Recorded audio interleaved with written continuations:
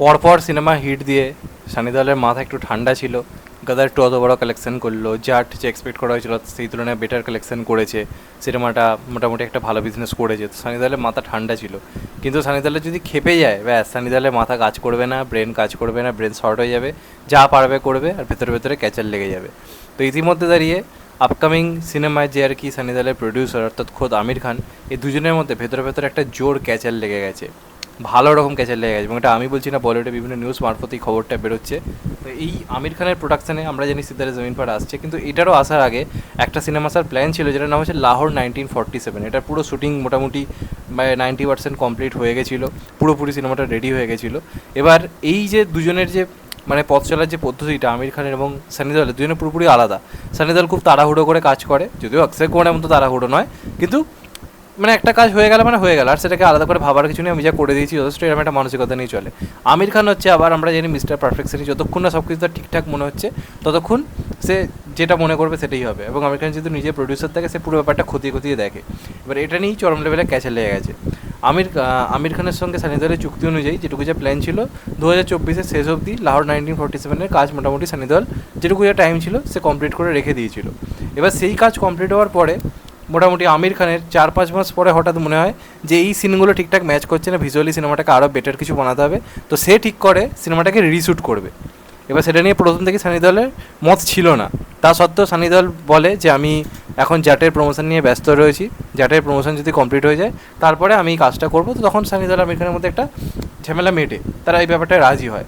এবার এখন সানি দেওয়ালের কি ফাঁকা ছিল, তো আমির খানের সঙ্গে তার কথাবার্তা হয় এবং সে বলে যদি কিছু রিশুট করার থাকে তাহলে এখন মানে তুমি করে নিতে পারো, আমি এই টাইমটায় ফ্রি আছি।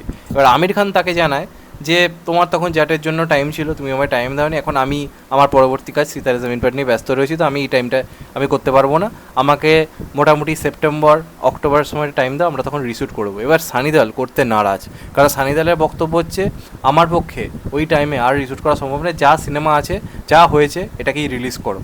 এবার আমির খান কোনো মতে এই জিনিসটা করতে রাজি নয়, সেই সিনেমাটাকে পুনর্নির্মাণ করতে চাইছে, মানে যেরকম সিনেমাটা হয়েছে আরও কিছুটা কাজ সে এগিয়ে রাখতে চাইছে, আরও কিছুটা সিনেমার সিনগুলো সে পাল্টাতে চাইছে, সিনেমাটাকে সে নতুন করে আর কি নিয়ে কাজ করতে চাইছে, এমনটা আর কি একটা মতপার্থক্য দুজনের মধ্যে হচ্ছে।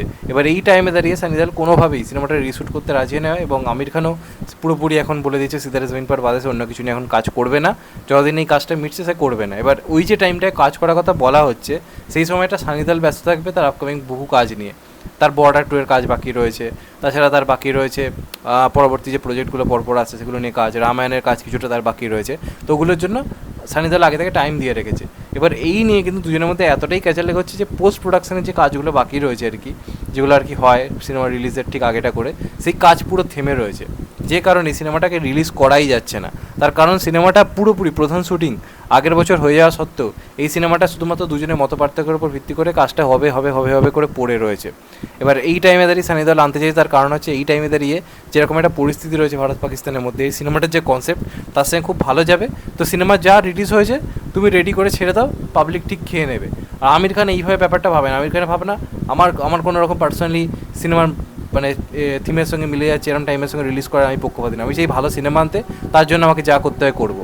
এবার সানি দেওয়াল শুটিং করতে রাজি নয়, আমির খান বলছে আমি এখন করতে রাজি নয়, এই করে করে বিরাট বড় একটা প্রবলেম কিন্তু দুজনের মধ্যে লেগে গেছে। এবার এই সমস্যা যতক্ষণ না মিটছে এই সিনেমাটা রিলিজ নিয়ে কী হবে এখনই কিছু বলা যাচ্ছে না। এবং পরের বছর সানি দেওয়ালের কিন্তু টাইম লাইন সব ঠিক হয়ে গেছে, মোটামুটি জানুয়ারিতে আসবে বর্ডার 2 আমরা জেনে গেছি, এছাড়া রামায়ণ আসতে চলেছে। তো এই সবের মাঝে এই সিনেমাটা এখন কখন রিলিজ করবে তাই নিয়ে কিন্তু যথেষ্ট প্রবলেম ক্রিয়েট হচ্ছে। এবার দেখা যাক লাস্ট অব্দি কখন হয়, সব কিছু ঠিক থাকলে এখনই আনা যেত, কিন্তু আগস্ট মাসও পুরোপুরি এখন ওয়ার 2 এবং কুলি চলে আসছে, তার মাঝে এই সিনেমাটাকে আনা যাবে না, প্লাস আনবেই বা কী করে, শুটিং বাকি। আমির খান বলছে আমি সেপ্টেম্বরের আগে করতে পারবো না, আমি এখন নিজের কাজ নিয়ে ব্যস্ত। সানি দেওয়াল বলছে করলে এখন করো, না হলে আমি পরে আর করতে পারবো না। এবার এই করে করে এই কাজটা কী হবে সেটা সময় বলবে। কনসেপ্টটা কিন্তু সিনেমাটার খুব ভালো, এটা একটা দারুণ সিনেমা হতে পারে, নেক্সট বজরঙ্গি ভাইজান হয়ে উঠতে পারে এই সিনেমাটা। তো এখন যা পরিস্থিতি কী হয় সেটাই এখন ব্যাপার। তোমাদের মতে এই ক্ষেত্রে কার দোষ দুজনের মধ্যে কমেন্ট করে জানাতে ভুলো না। চ্যানেলটা নতুন হলে চ্যানেলটা সাবস্ক্রাইব করে দিও and get the bell icon. ভালো থেকো সবাই, টেক কেয়ার, নমস্কার, আবার দেখা হবে। এখন তো বাই, সবাই ভালো থেকো, সুস্থ থেকো, নমস্কার, টেক কেয়ার, আবার দেখা হবে, ভালো থেকো।